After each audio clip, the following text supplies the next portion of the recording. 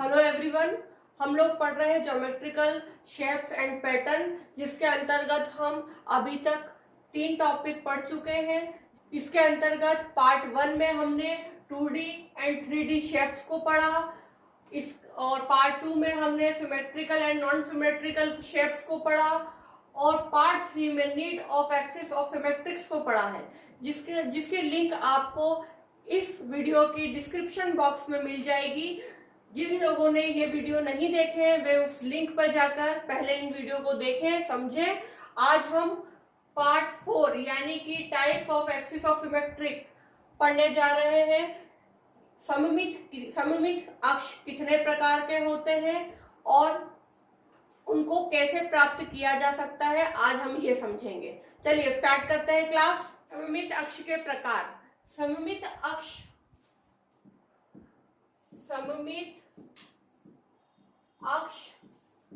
के प्रकार मुख्य रूप से सममित अक्ष 3 प्रकार के होते हैं, जिसमें पहला आता है आपका क्षैतिज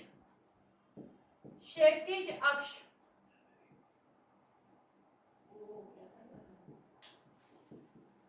जिसे आप सीधा भी कह सकते हैं,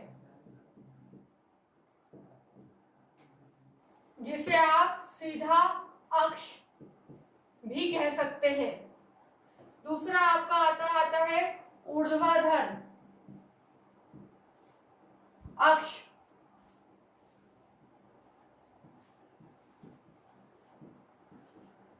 जिसे आप खड़ा अक्ष कह सकते हैं।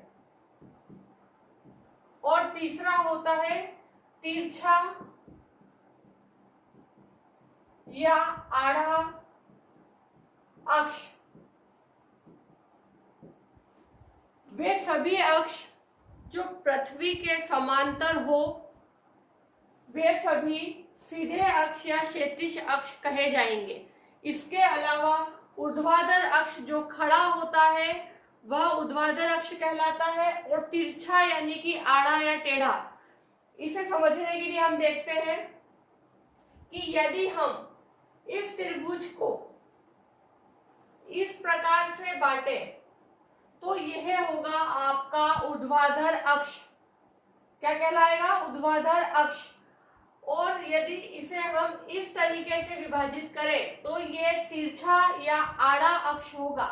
इसके अलावा यदि हम किसी आकृति को इस प्रकार से विभाजित करें तो यह क्षैतिज अक्ष होगा।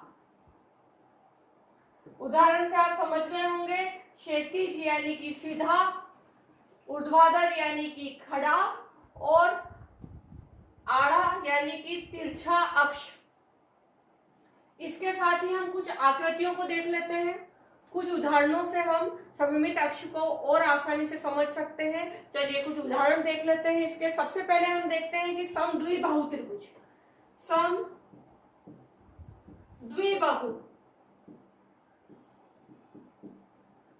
यानी कि आपके पास ऐसा त्रिभुज है, ऐसा ट्रायंगल है जिसकी 2 भुजाएं, 2 साइड्स बराबर हो, वह क्या कहलाती है? समद्विबाहु त्रिभुज।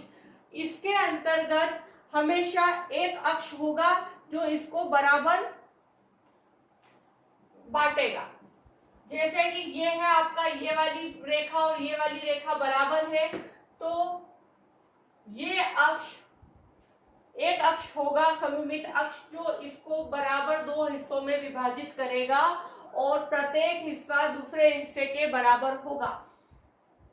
यानी कि समद्विबाहु त्रिभुज में एक सममित अक्ष होता है। कितना होता है?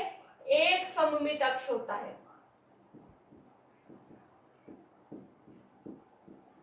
इसी प्रकार से यदि हम देखें कि समबाहु त्रिभुज, दूसरा क्या है? समबाहु त्रिभुज। समबाहु त्रिभुज। अब समबाहु त्रिभुज एक ऐसा त्रिभुज होता है जिसके तीनों भुजाएं बराबर होती है। आप लोगों ने डेफिनेशन पढ़ रखी होगी। जिसकी तीनों भुजाएं बराबर हो वह समबाहु त्रिभुज होगा। यानी ये भुजा और ये भुजा, तीनों भुजाएं बराबर होगी।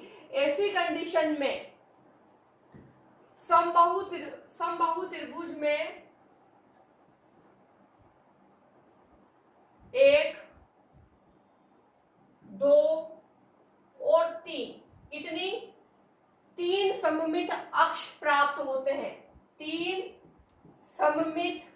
अक्ष प्राप्त होंगे। और इसे आप देखें तो ये जो आपके कोण बन रहे हैं, तीनों कोणों का अर्धक होगा। त्रिभुज के तीनों कोणों का अर्धक, समबाहु त्रिभुज के तीनों कोणों का अर्धक सममित अक्ष होगा। ठीक है, समझ में आया आपको? अब अपन तीसरी आकृति देख लेते हैं विषम बाहु त्रिभुज की। विषम बाहु त्रिभुज ये किस प्रकार का त्रिभुज होता है? इसके तीनों भुजाएं बराबर नहीं होती है। मान लो एक इतनी है, दूसरी इतनी है, तीसरी इतनी है। अब इस प्रकार की आकृति जो है ये विषम बाहु त्रिभुज का निर्माण कर रही है। ये आपस में तीनों भुजाएं बराबर नहीं है, तो इसका कोई भी सममित अक्ष प्राप्त नहीं होगा। सममित अक्ष नहीं होता है।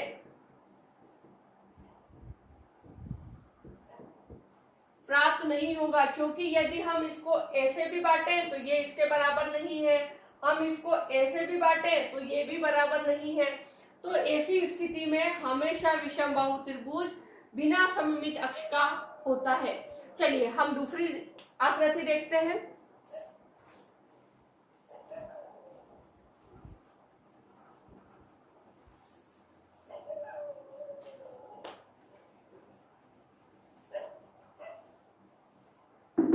हमारे सामने आकृति है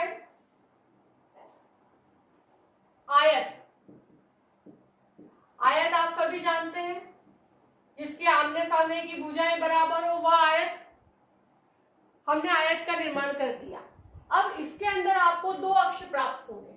पहला अक्ष ये जो इसको और इसको बराबर बता रहा है, ये वाला भाग दूसरे भाग के बराबर है, एक ये अक्ष प्राप्त होगा। ऊपर वाले भाग से हम नीचे वाले भाग को प्राप्त कर सकते हैं, यानी कि ये भाग इस भाग का बराबर है, इस भाग के बराबर है या समरूप है। समरूप नहीं कह सकते हम इसको, समरूप अलग चीज हो जाएगी, उसे हम अगले टॉपिक में देखेंगे। इसके बराबर है, बिल्कुल इक्वल होता है।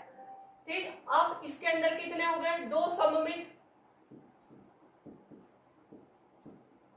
अक्ष। इसी प्रकार से यदि हम वर्ग की बात करें, किसकी बात करें? वर्ग की।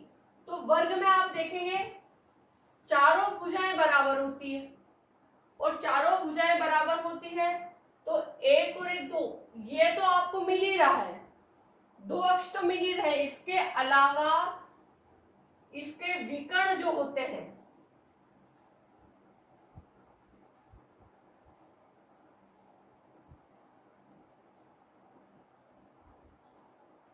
इसके अलावा इसके जो विकर्ण है वो भी सममित अक्ष होंगे। यदि हम इसको ऐसे बांट दें, ऐसे बांट दें, तो भी ये क्या होगा? सममित अक्ष प्राप्त हो जाएंगे।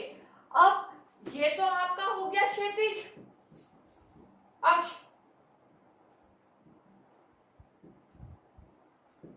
ये आपका हो गया ऊर्ध्वाधर यानी खड़ा अक्ष, और ये वाला आपका तिरछा होगा, तिरछा अक्ष या टेढ़ा अक्ष। इस आकृति में आपको तीन सममित अक्ष प्राप्त हो रहे हैं, और सॉरी तीन नहीं, चार हो रहे हैं आपको, क्योंकि आपको दो, एक तो क्षैतिज अक्ष हो रहा है, एक आपका ऊर्ध्वाधर अक्ष हो रहा है, और दो तिरछे अक्ष प्राप्त हो रहे हैं, क्योंकि इसके अंदर कितने? दो विकर्ण हैं। तो दो विकर्ण हैं, इस प्रकार से आपको कितने प्राप्त हो गए? चार सममित अक्ष प्राप्त हो गए।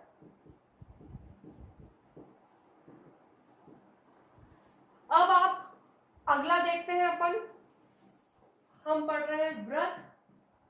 वृत्त के अंतर्गत ये हमने ड्रॉ करा वृत्त का शेप।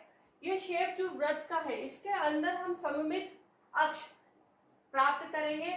जैसा कि आप सभी जानते हैं कि वृत्त का जो व्यास होता है वही उसका सममित अक्ष होता है। चूंकि वृत्त के अंदर असंख्य अनंत हम व्यास खींच सकते हैं, इसका मतलब ये हुआ कि हम एक वृत्त के अंदर अनंत सममित अक्ष प्राप्त कर सकते हैं, क्योंकि जो व्यास होता है वही सममित अक्ष होता है। और चूंकि हम एक वृत्त के अंदर असंख्य अनंत व्यास प्राप्त कर सकते हैं, तो अनंत क्या प्राप्त कर सकते हैं? सममित अक्ष।